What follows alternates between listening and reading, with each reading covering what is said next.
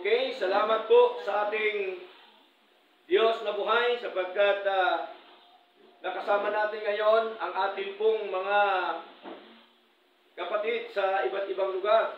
No? Kaya welcome po sa gawain ng ating Panginoong Diyos na buhay. At ang iba naman ay nandito po no, sa virtual worship. Okay? At sa atin pong buhay na ito, napakahalaga yung ating pagsamba, paglilingkod, at sa atin pong pagbigay po, no, pasalamat sa ating Panginoon. Okay? So, dadako tayo ngayon sa atin pong pinakamahalagang paksa, mga kapatid, na may kinalaman po sa tinatawag na thanksgiving. Pasasalamat po sa Lord. Okay? Kaya, atin po ngayong pag-aralan sa atin pong buhay na ito, na kung saan minsan may mga katanungan po tayo na sinasabi natin sa ating mga buhay, why do we need to give thanks to God? Bakit kailangan natin magpasalamat sa Diyos? Okay? Bakit nga ba kailangan natin magpasalamat po sa Diyos? Ang mga dahilan po ay nais ko pong ibahagi po sa inyo, mga kapatid, kung bakit po tayo ay kailangan po magpasalamat sa ating Panginoon. Now, number one, because God was giving us temporal life here on earth. Totoo po ba ang Diyos ang nagbigay sa atin ng buhay? Dito po sa temporary na mundong ito? Tandaan po natin ang mundong ito na atin pong tinitirhan ngayon. Hindi po ito forever. Temporary po ito. Lahat ng mga bagay sa mundo, tandaan po natin, temporary lang po. Hindi ho ito forever, hindi ito pangwalang hanggan. No? Maging ang buhay ho natin ay hindi ho forever. Tandaan po natin yan. So bakit sinasabi ko po na kailangan tayo magpasalamat po sa Diyos sapagkat ang buhay na ito natin ngayon ay ibinigay po ng ating Panginoon. No? Sabi po ng mga pilosopo, hindi. Nanay ko po ang nagbigay. Diba? Pero kung i-trace back nyo po ang buhay po natin, diba? Hanggang po yan sa buhay ni Adan at saka ni Eva. Tama po? Kasi hindi naman po naputol ang tinatawag na tinatawag po na ano ng tao, no? Yung lahi o pinanggagalingan. Okay? So, nais ko pong ipabatid po sa inyo, mga kapatid, sa aklat po ng Genesis chapter 1, dapat po kasi makita ng tao ito. No? Dapat po kasi ito ay makita ng mga anak po ng Diyos kung paano po nilikha ng Panginoon ang tao sa pamamagitan po ng kapangyarihan po ng Diyos. Tandaan po natin, nung nilikha po ng Diyos ang tao, meron pong process si Lord. Unlike po sa mga langit lupa, isang sabi na po niya yan, nagkaroon agad. Pero tayo, meron process. Pag sabing process, meron pong ginamit si Lord. No? Basahin po natin ang Genesis chapter 1, verse 27. Ito pong sabi, sa wikang Tagalog, at nilalang ng Diyos ang tao ayon sa kanyang sariling larawan, ayon sa larawan ng Diyos, siya nilalang niya sila na lalaki at babae. Sinong lumalang sa atin? Ang Diyos. Okay? Hindi ho tayo kusa lamang na lumitaw dito sa mundo. Tama po? Ang totoo niyan mga kapatid, hindi ho natin kagustuhan nandito tayo nga sa mundo. Tama po ba? Hindi natin kagustuhan. Bakit? Nalaman na lang natin nung tayo po'y dito na sa bansa pong ito, sa mundo pong ito, nung tayo po'y nagkaisip na. Tama po? Okay? Pero, from the beginning of our life, hindi ho natin alam na tayo pala iniligay po ng Diyos dito sa mundo pong ito. Okay? At ito nga, nasa Pilipinas po tayo ngayon. Okay? So, ang ibig ko lamang pong sabihin mga kapatid, na tayo bilang tao, tayo pong espesyal na nilalang po ng Diyos. Bakit espesyal? Kasi ang tao, yun po yung ginamit ng Diyos para mabuo ang kanyang mga salita. Tama po? Hindi naman po pwede hayop. Di ba? Kasi ang tao, special po na ginawa ng ating Panginoon. Ang tao, binigyan ng Diyos ng magandang pag-iisip. Di ba? Okay? Kaya, lahat na yan, ang buhay natin ay may gawa po ang Diyos. Kaya, huwag po tayo mag-alala na minsan sinasabi natin, ang ilong natin bango. Kasi yun po ang gusto ni Lord. Di ba? Okay? Ang mata natin, maliit o malaki. Yan po ang gusto ni Lord. Wala po tayong magagawa. Hindi po pwede na magreklamo ang ginawa kaysa gumawa. Tama po? Okay? So, malinaw po, ano pa po sabi dito mga kapatid? Sa aklat po ng Genesis chapter 2 verse 7, anong sabi? At nilalang ng Panginoong Diyos ang tao sa alabok ng lupa at hiningahan ang kanyang mga butas ng ilong ng hininga ng buhay at ang tao ay naging kaluluwang may buhay. Kaya tingnan niyo po, pagka ang tao ay buhay pa, nandyan pa po ang kanyang kaluluwa sa kanyang pisikal na katawan. Amen po? Pero pagkahiwalay na ang kanyang kaluluwa, ano po ang mangyayari? Patay na po yung tao. Kahit man po anong gagawin mo dyan, wala na po yan pakiramdam. Bakit? Hiwalay na po ang kanyang kaluluwa doon po sa kanyang katawan. Okay? So, tandaan po natin yan. At si Lord po ang siyang nagbigay sa atin ng buhay, natural. Siya din po ang babawi ng ating buhay. Amen po? At tayo pong lahat ay meron pong katakdaan yan, mga kapatid. Hindi ho natin alam kung anong klaseng kamatayan meron tayo. Subalit, si Lord po ang siyang nakakaalam kung anong pong klaseng kamatayan meron ang bawat tao sa mundo pong ito, mga minamahal. Kaya nga po, mga kapatid, ay sinabi po ni James na sabi niya, anong iyong buhay? No? For what is your life? Sabi po ni James. Basahin po natin James chapter 4, verse 14, mga kapatid. Katabi lang po yan ng Hebreo. James chapter 4, verse 14. Ano nga ba ang buhay ng isang tao? Okay? Sabi po dito, James chapter 4,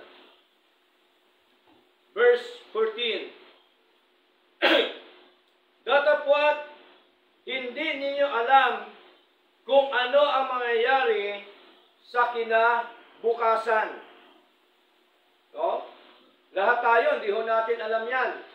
Kung ano pong mangyayari mamaya, kung ano pong mangyayari ng bukas, si Lord lamang po ang siyang nakakaalam. Okay? Ano pang sabi dito? Sapagkat, ano ba ang iyong buhay? Sabi po ni James, no? For what is your life?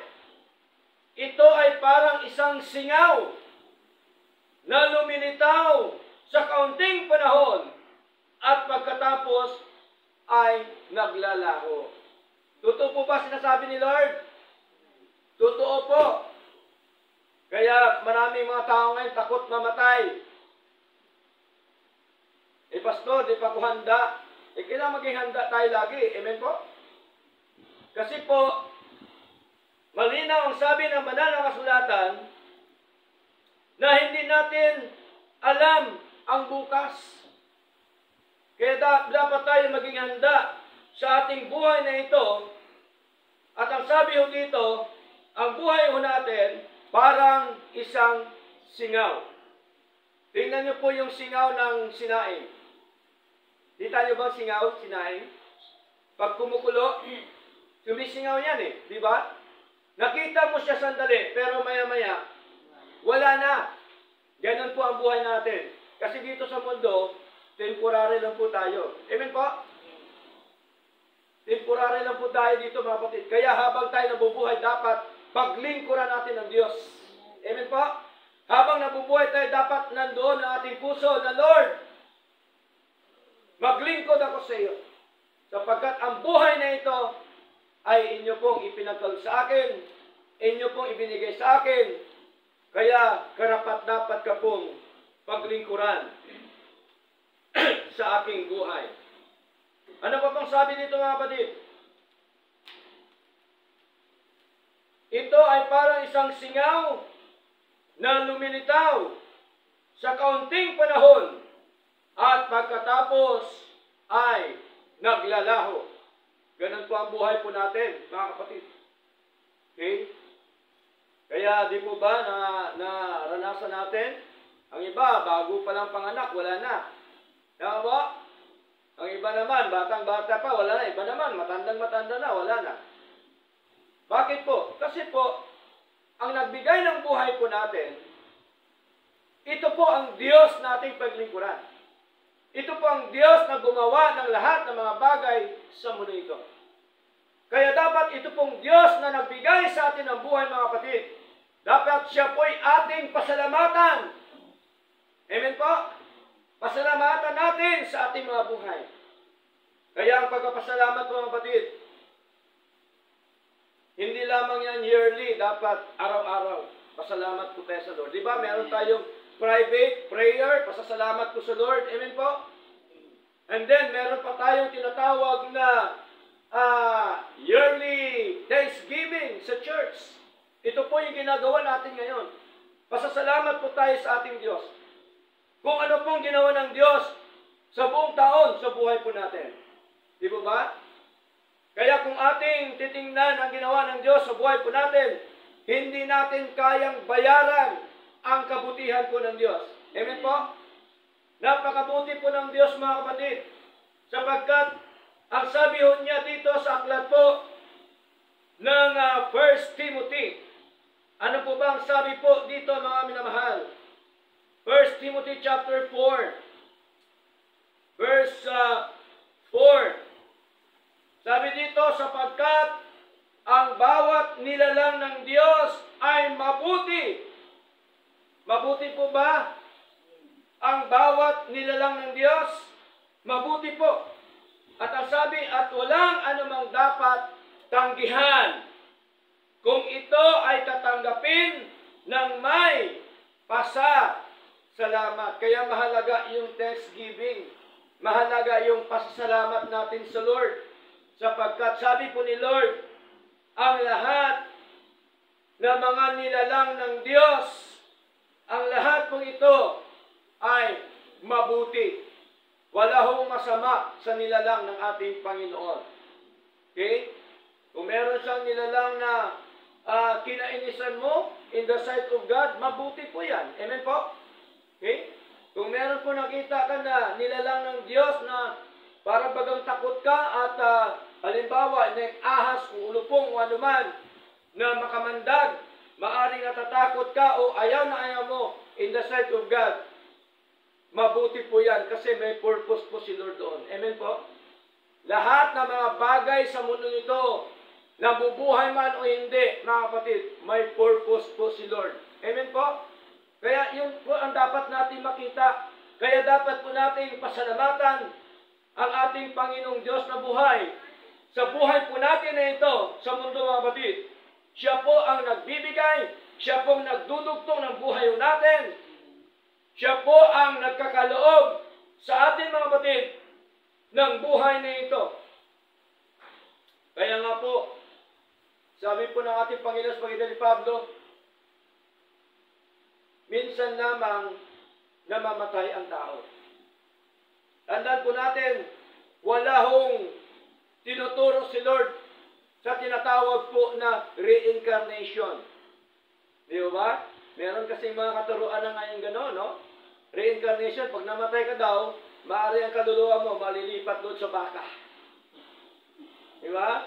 Ganon pong turo mga reincarnation. Di ba? Maaari daw pag namatay ka, ang kaluluwa mo malilipat doon sa anak mo o kanino man. Wala po, tinuturo ang banal na kasulatan. Mali po yun. Mga sabi-sabi lang po yun, no?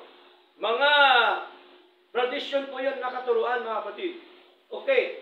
Now, ano po ang sabi dito sa Hebreo chapter 9, verse 27, mga kapatid? Okay? Hebreo chapter 9, verse 27, ang sabi po dito ng banal na kasulatan, sabi po ng Panginoon, at gaya ng ito ay itinakda sa mga tao na minsang mamamatay, ngunit pagkatapos nito ay ang paghukom. Minsan lang, mga kapatid, hindi dalawa, hindi tatlo. Okay?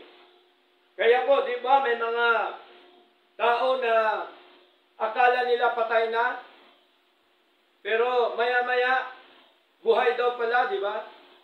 Kaya ang sabi nila, ay, salamat sa tao ito kasi pangalawang buhay na niya yan. Hindi o, dugtong buhay binigay po ni Lord. Amen po? Wala hong pangalawang buhay. Dugtong buhay na binigay ni Lord sa kanya. Okay?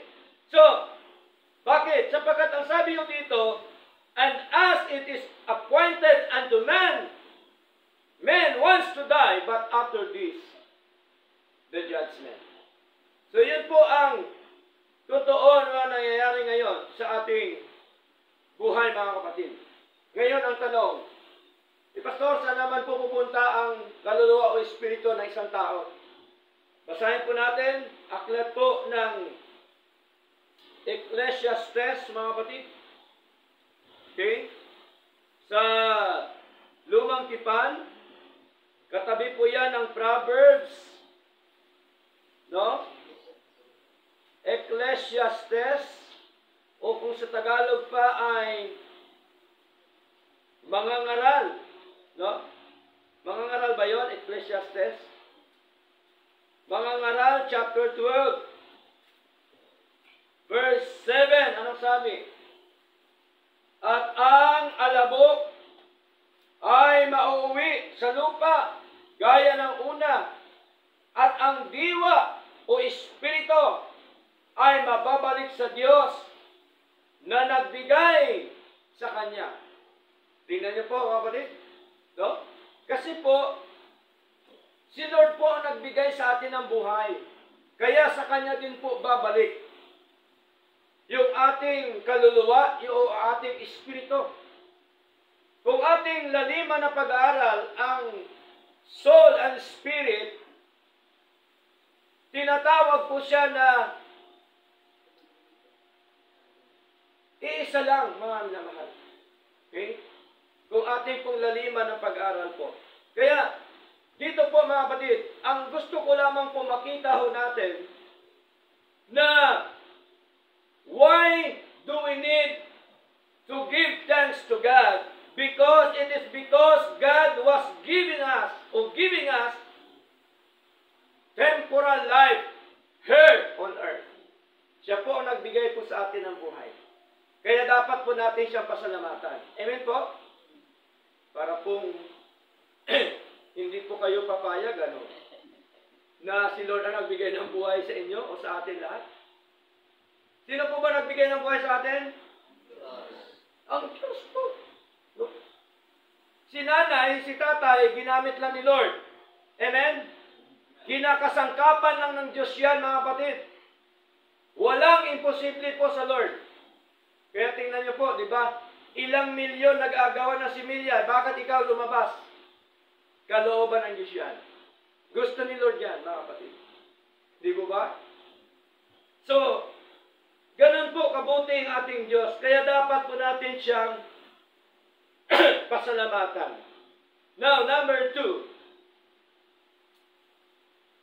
Why do we need to give thanks to God? Number 2, it is because of the greatest gift from God is salvation by grace through Jesus Christ. Bakit daw natin pasalamatan si Lord, mga kapatid? Dahil sa kaligtasan na binigay ng Diyos po sa atin. Amen po? Sa pamamagitan ng kanyang biyaya. Pag sinabing biyaya, hindi mo gawa yon. Amen po? Pag sabing biyaya, hindi gawa ng tao, hindi gawa ng pastor, hindi gawa ng preacher, hindi gawa ng sinuman, kundi ang may gawa ng kaligtasan ay ang ating Diyos. Amen po? Okay? Mukha yata hindi kayo agree. Diba? Si Lord po ang may gawa ng ating kaligtasan. Ano pong ebidensya, mga kapatid? Ang ebidensya mula pa po kay Isaias sa lumang tipan. Basahin po natin. No? Lagi natin itong binabasa. Isaiah chapter 7, verse 14. Anong sabi dito sa wikang Tagalog? Kaya't ang Panginoon ay magbibigay sa inyo ng tanda. Sino mabigay? Si Lord. Narito, isang dalaga ay maglilihi at manganganak ng isang lalaki na tatawagin ang kanyang pangalan na Emmanuel. Ano ibig sabihin ng Emmanuel? God with us. Suma sa inyo ang Diyos. Suma sa atin ang Diyos. Doon pa lang, prophecy na, no? Hindi pa po yun naganap. Kailan naganap? Sa bagong tipan. Di ba? Noong pinanganak ang ating Panginoong Hesus Kristo. So, basahin po natin, mga kapatid. Aklat po ng Matthew, ito po ang fulfillment ng prophecy ni Propeta Isaias sa Matthew chapter 1 verse 21 up to verse 23. Sabi ko dito sa verse 21, at siya ay magsisilang ng isang anak. Sino ang sasalita dito? Ang anghel ng Panginoon. At tatawagin mo siya sa kanyang pangalan na Jesus. Sino ang kanyang kausap? Si Jose at saka si Maria, mga kapatid. Ito pong kausap ng anghel ng Panginoon. Na ang anghel ng Panginoon ay inutusan po ng Diyos para sila kausapin. Kaya sabi ko dito, ang dahilan kung bakit ipanganak ang sanggol, sapagkat siya ang magliligtas sa kanyang bayan mula sa kanilang mga kasalanan. So malinaw, ang purpose pala ng kapanganakan ng ating Panginoon, iligtas ang kanyang bayan sa kanilang mga kasalanan. Bakit? Nagkasala ba tayo? Yes! Dahil ang kasalanan na ito, ang original sin, ay atin pong itong namana mula kay Adan at kay Eva. Natural lamang na tayo po ay tubusin. Amen po? Natural lamang na tayo iligtas po doon. Hanguin doon. Okay? Alisin doon sa pagkakasala. Ano ba pong sabi, mga batid? So verse 22, ngayon ang lahat ng ito ay nangyari upang nawa ay matupad itong sinalita ng Panginoon sa pamamagitan ng propeta. Sino propeta? Isaias po ito. na nagsasabing masdan ang birhen ay nagdadalang tao at magsisilang ng isang lalaking anak at natawagin nila ang kanyang pangalan na Emmanuel, na kung ipagkahulugan ay ang Diyos ay kasama natin. So tingnan niyo po, nagkaroon ng katuparan yung hula ni Propeta Isaias na kung saan ito po ngayon ang dahilan kung bakit tayo po ay tinubos, iniligtas ng ating Panginoon. Ito po yung tinatawag na birth, death, ano pa po? After 3 days, ano nangyari?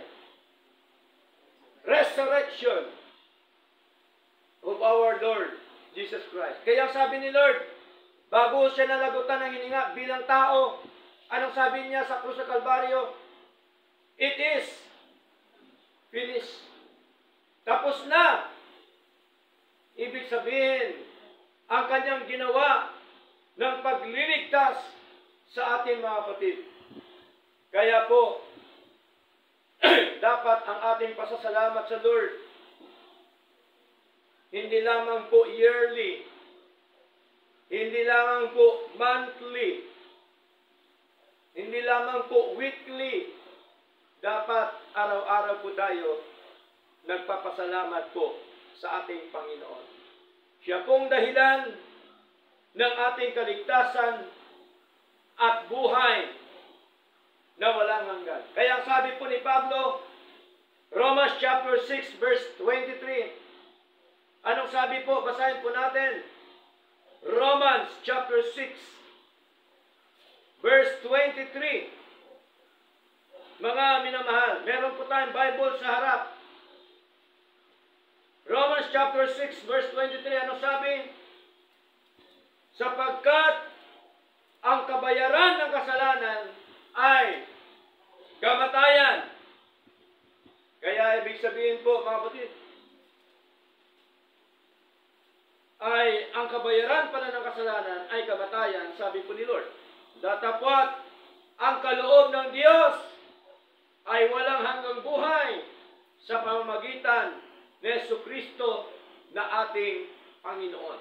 So malinaw po, no? Na ito pala yung Panginoong Jesucristo, siya pala ang nagbigay sa atin ng eternal life. Ito pala ang kaloob sa atin ng Diyos. Di ba? Kaya ang sabi niya doon sa John chapter 3 verse 16, For God so loved the world. Sinong world na tinutukoy? Yung kanyang bayan na iniligtas po. For God so loved the world that He gave His only begotten Son. Whosoever believeth in Him should not perish but have an everlasting life. So malinaw po yung gift. Walang iba ang ating Panginoong Jesucristo. Na siyang nagdala, nagbigay ng kaligtasan at buhay na walang hanggan dahil tayo po ay nakasala. Di po ba dapat pasalamatan si Lord? Amen po? Pasalamatan po natin yung ating Diyos, mga kapatid. Kaya, sa ating paglilingkod po sa Panginoon, okay, dapat yan meron tayong sariling tinatawag na kapasyahan o commitment sa ating pong pagsamba, sa ating paglilingkod para sa ating Diyos na buhay. Kaya yung pagsamba, kahit po 3 lang yan, 2 lang yan, tuloy ang pagsamba sa Lord. Bakit po? Kasi commitment natin yan sa Lord eh. Hindi naman natin kausap yung tao, kundi ang Diyos. Tama po? At ginagawa natin yan para kay Lord. Okay? At tandaan po natin, kaya tayo narito dahil po sa ating Panginoon. No? Kasi, siya po yan ang may-ari. Siya po ang pinanggagalingan ng lahat ng mga bagay sa mundo po ito, maging po sa ating buhay. ano pa po ang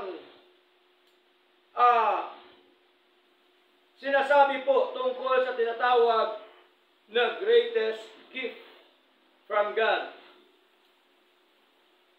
Okay? Yung ating Paiso Kristo, atin pong babasahin mga kapatid, kung ano po ba ang ipinagtubos ng ating Panginoon.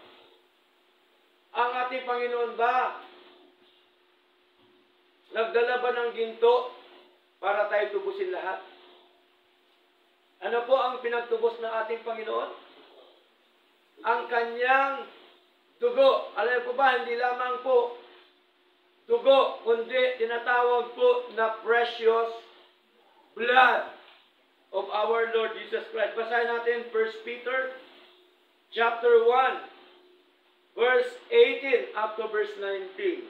Sabi po dito, yamang nalalaman ninyo, sinong kausap? Yung church ng Panginoon, na kayo ay hindi tinubos ng nasisirang mga bagay, gaya ng pilak at ginto. Kaya ang pilak po at ginto, masisira po yan, sabi po ni Lord. Okay? Mula sa inyong walang kabuluhang pamumuhay na tinanggap sa pamamagitan ng tradisyon mula sa inyong mga ninuno. Sabi po ng Panginoon, verse 19, kundi ng mahalagang dugo ni Kristo, gaya ng isang korderong walang kapintasan at walang batik. Precious blood ang pinagtubos po sa atin, mga kapatid. Okay? Ginawa po ng ating Panginoon.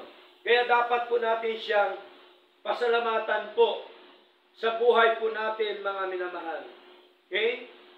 Kaya nakakalungkot minsan, no, maraming mga mananampalataya na parang baliwala lang, no, yung kanyang paglilingkod po sa Lord.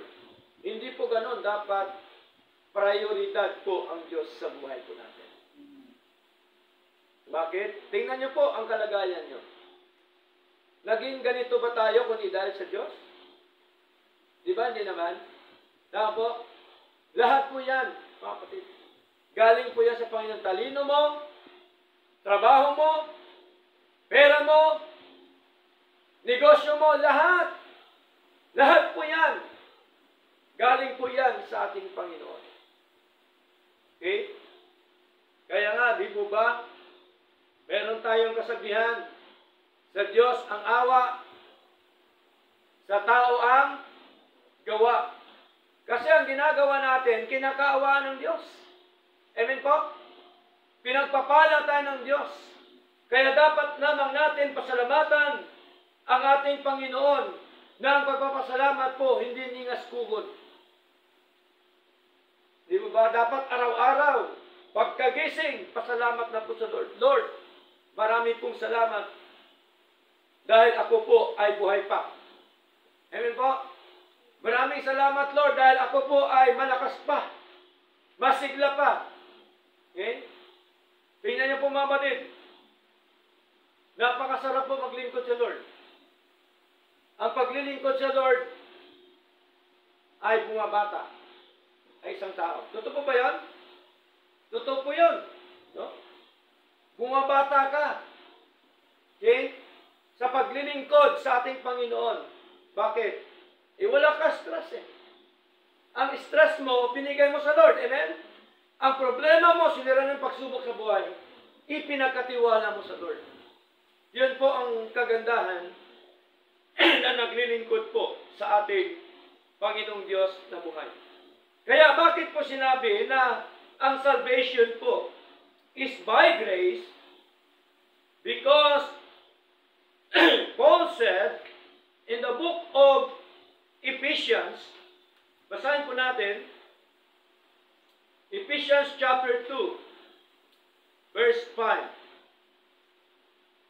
Diba? Ephesians chapter 2, verse 5, mga kapatid, anong sabi dito? Maging nang tayo ay mga patay sa mga kasalanan. Tingnan niyo po, patay para tayo sa kasalanan.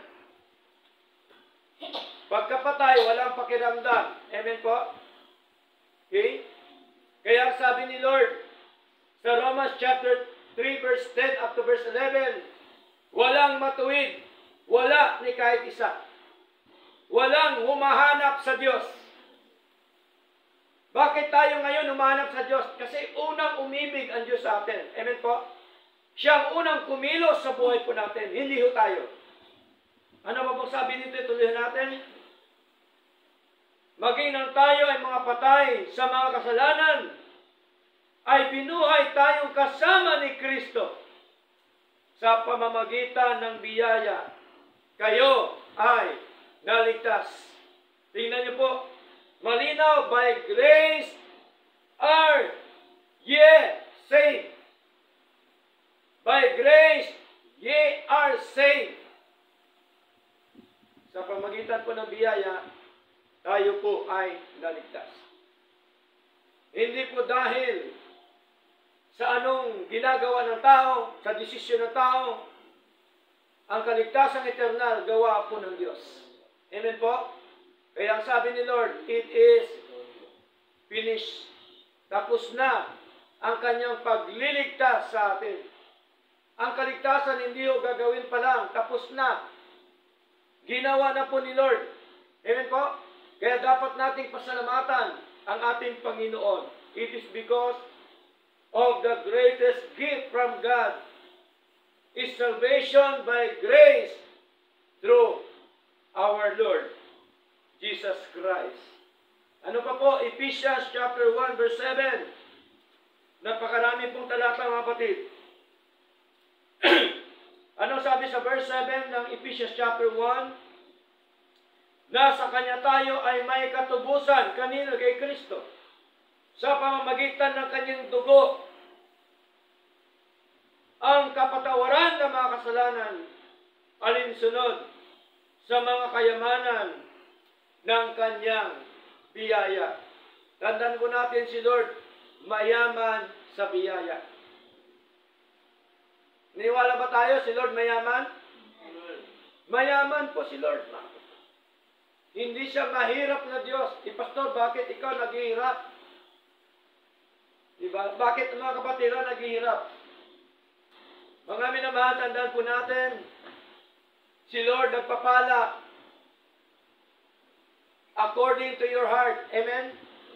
Nakikita po ni Lord ang puso natin. Nakikita ni Lord kung tayo po ay tapat at tunay at totoo na naglilingkod po sa ating Panginoong Diyos na buhay. Okay? Kaya kailangan po natin siyang pasalamatan sa ating pong mga buhay sapagkat siya po ay nagbigay sa atin ng kaligtasan at buhay na walang hanggan. John chapter 10 verse 28. Anong sabi dito, mga kapatid? Okay? John chapter 10, verse 28. Sabi po dito ni Lord, siya mismo nagsabi dito, mga kapatid, sa kanyang mga salita. John chapter 10, verse 28.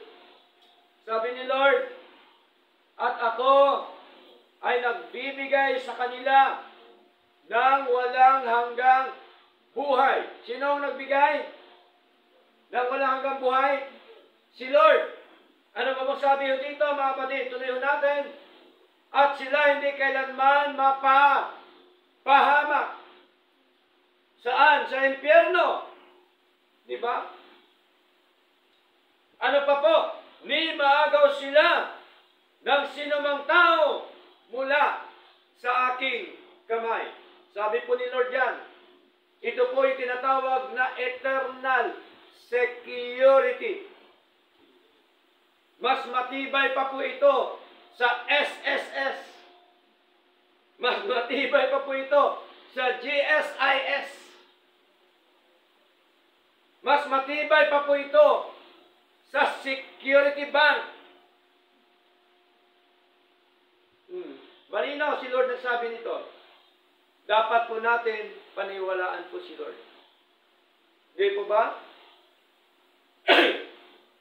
Pastor, wala namang patay na bumalik. Tapos sinabi, naligtas ako.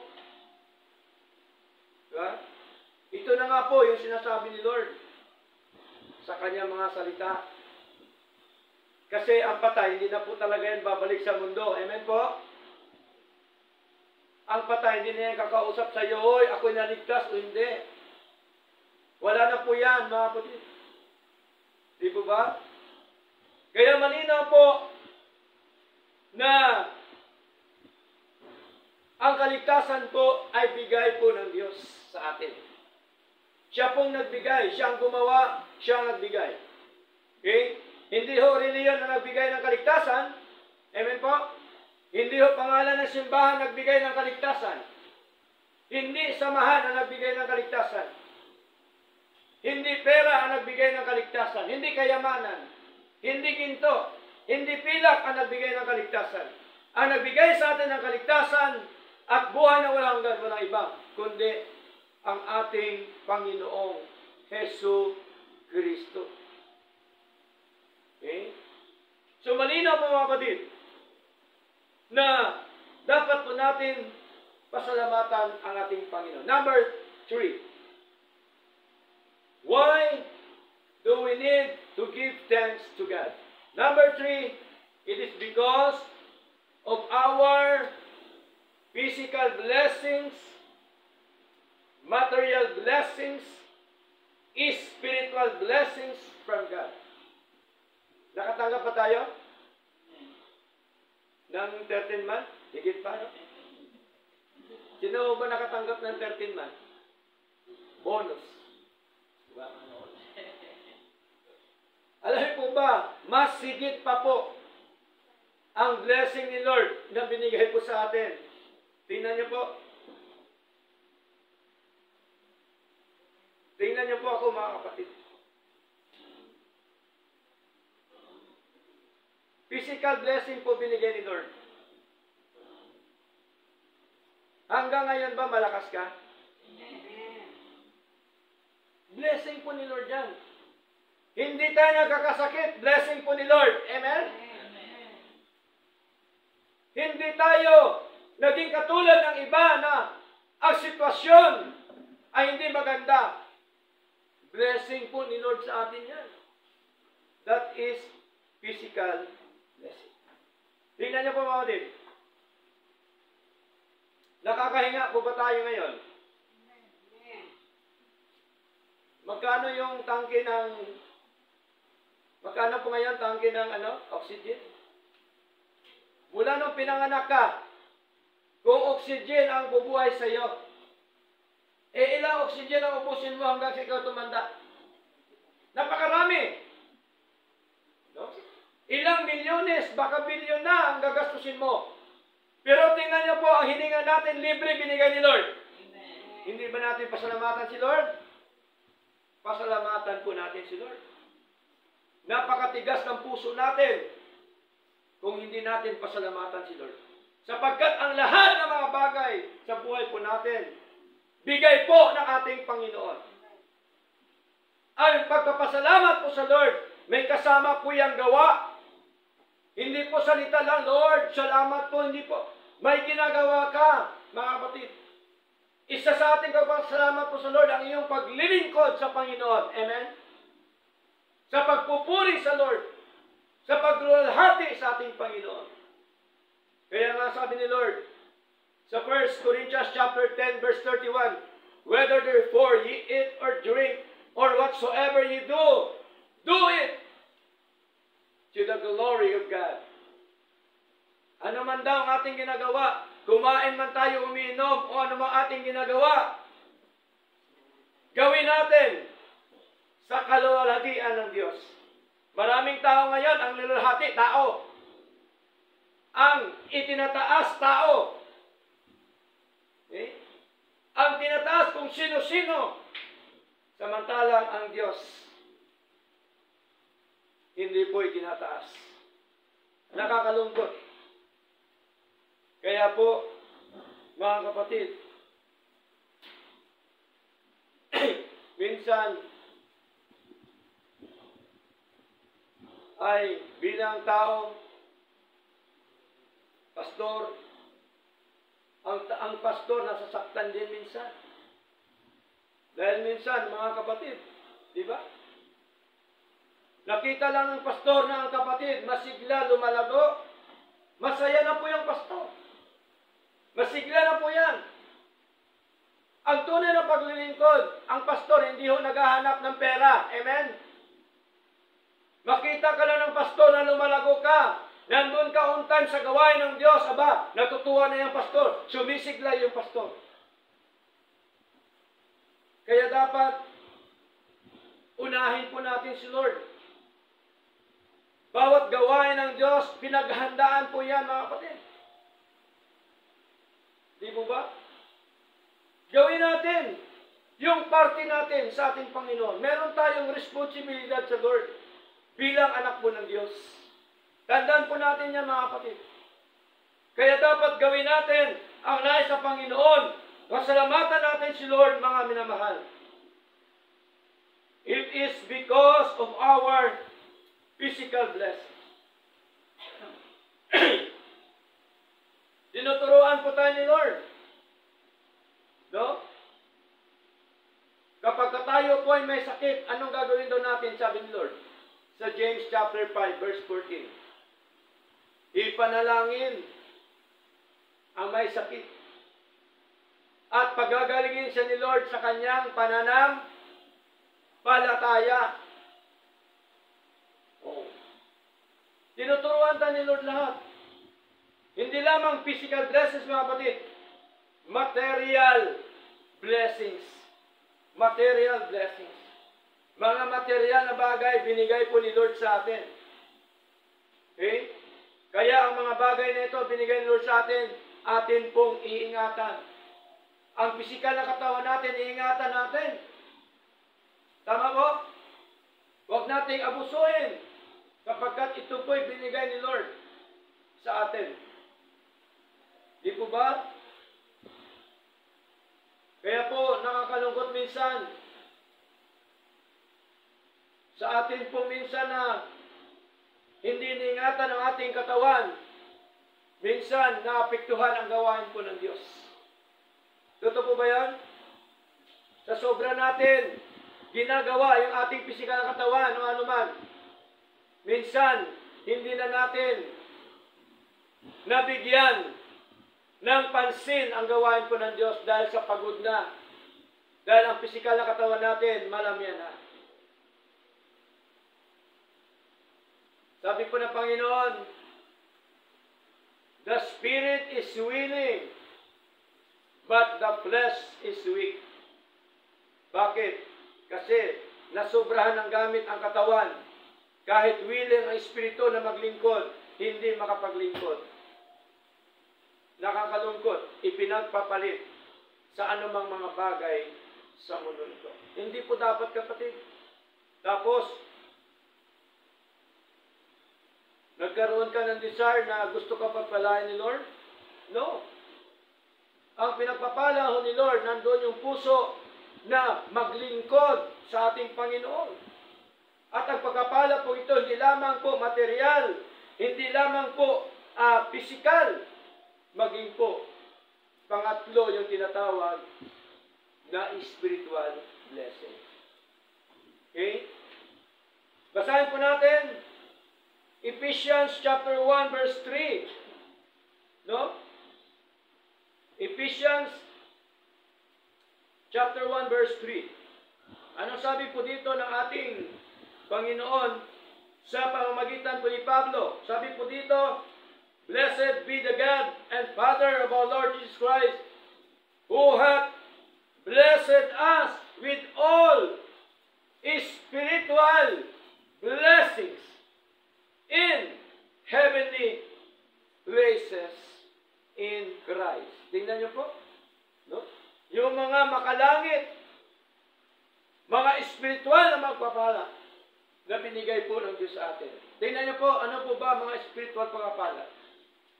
Yung naunawaan mo ang aral ng Diyos, isang pagpapala po yun. Amen po? Yung ikaw ay nakapakinig ng salita ng Diyos, isang pagpapala po yan sa Lord. Tama po? Napakahalaga. Yung tinatawag po na spiritual blessings, yung kaligtasan at buhay ng walang hanggan, spiritual blessings, di po ito sa atin mga kapatid. Kaya napakahalaga na dapat po natin pasalamatan ang ating Panginoon sa lahat po na aspeto ng ating mga buhay, mga kapatid. Ano pa po? Colossians chapter 1 verse 9. Okay? Huwag po tayong mainit. Malapit na po tayo.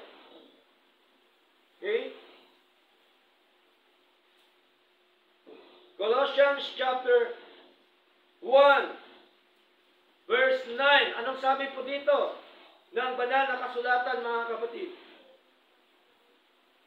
Sabi dito, sapagkat sa dahilang ito, kami rin, sabi ni Pablo, mula sa araw na marinig namin ito. Anong narinig? Salita po ng Diyos. Ay hindi tumigil na manalangin para sa inyo at magnais na kayo nawa ay mapuno ng kaalaman ng kanyang kalooban sa buong karunungan sa espiritual na kaunawaan.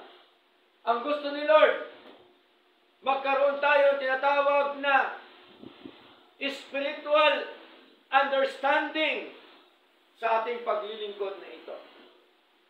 Gusto ni Lord magkaroon tayo tinatawag na pagkaunawa sa mga aral po ng ating Panginoong Diyos na buhay. Okay? Kaya mga kapatid, bago tayo magtapos, ang ating pasasalamat po sa Lord, siyempre individual, araw-araw po tayo nagpapasalamat sa Lord. Dapat. Hindi ngayon lang. Hindi taon-taon. Dapat araw-araw, pasalamatan po natin sa Lord. Okay? Even, ito pong ginagawa natin ngayon, yung tinatawag na Church Thanksgiving, sama-sama tayo sa pagpapasalamat po sa ating Panginoong Diyos na buhay. No? Di bali nang maging busy tayo sa Lord, huwag lang tayo maging busy sa mundo. Marami ngayon, busy, no? Di ba? Traffic nga eh, pagka umalis ka, busy ang tao ngayon. Di ba? Kaliwat kanan. Ang traffic ngayon, kung saan-saan pupunta ang tao, busy sa mga bagay sa mundo, pero sa Lord, hindi busy. Diba? Dapat busy tayo sa Lord, hindi yung busy sa mundo. Okay?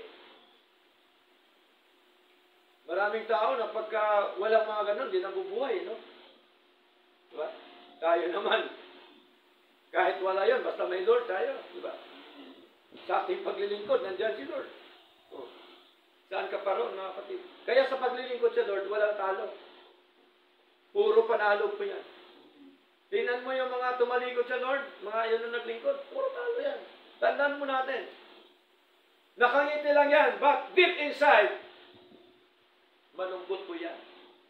Nawala na kanilang joy of her salvation. Tingnan niyo po. Okay? Kaya po, mahalaga, mga kapatid, yung atin pong pasasalamat po sa Lord. Huling talata sa ating binasa kanina, scripture reading po. 1 Thessalonians chapter 5 verse 18 po, mga kapatid. Ano po ba ang sinabi po ng ating Panginoon sa pamamagitan po ni Pablo? 1 Thessalonians chapter 5 verse 18, ano sabi? In everything, give thanks. Tingnan nyo, malinaw. Sa bawat bagay ay magbigay pasalamat. Utos ba ni Lord? Utos ni Lord ito, mga kapatid. Hindi ko po utos. Utos po ito ni Lord. In everything, give thanks. Magpasalamat. Sapagkat ito ang kalooban ng Diyos kay Kristo Jesus patungkol inyo. Sinong tinutukoy na inyo? Yung church. Yung mga mananampalataya. Kaya, kung ikaw ay isang mananampalataya, dapat mong gawin ang utos ng Diyos, ng sabi ni Lord, "In everything, give thanks, for this is the will of God concerning you in Christ Jesus." Tungkol po sa atin. Tayo po ang pinatutungkulan. Hindi ho sa labas. Hindi ho yung taong hindi nananampalataya sa Lord. Kung ikaw mananampalataya, dapat ka magpasalamat lagi po sa ating Panginoon, Yesu Kristo. Okay? At ang kapurihan dapat lagi sa ating paglilingkod sa ating Diyos. Hindi yung ilalagay mo sa tarpaulin, "Salamat sa mga tao na tumulong sa akin." Aba, hindi na pinasalamatan ng Diyos. Pero gano'n, di ba? Congratulations. Di ba? Oh, hindi na una na pasalamatan ng Diyos. Nakakalungkot. Di ba? Yun po yung mga taong hindi nakakilala sa tunay at totoong Diyos sa kanyang buhay. Dapat unahin natin, glory to God. Di ba? O, ang kabaliktaran ngayon, ang pinakadulo, glory to God na eh. No? Nauna ang tao, bago ang Diyos. Hindi po. Baliktad, dapat unang Diyos, bago ang tao. Sa buhay po natin, lagi po dapat unang Diyos. Di po ba? Kaya sa atin dito, walang tao dito na itinataas. Ang tinataas po natin ang ating Diyos. Amen po? Kaya maraming ayaw dito. Kasi hindi sila magiging bida. Diba? Kasi gusto ng tao, puro bida eh. Siyang may taas. Hindi po. Si Lord ang siyang may taas. Okay? Kaya ho, talaga ho, hindi talaga siya dito. Kasi dito ang tinataas si Lord. Okay? Purin po Panginoon, nawa mga kapatid. Atin dapat magawa ito ang nais at ang kalooban po ng ating Panginoon. Pinagpala po nawa tayo ng mga salita po ng Diyos. Sa Kanya po ang lahat ng karangalan at kaloratian. Tayong lahat po'y tumayo, tayo po'y awit sa Lord.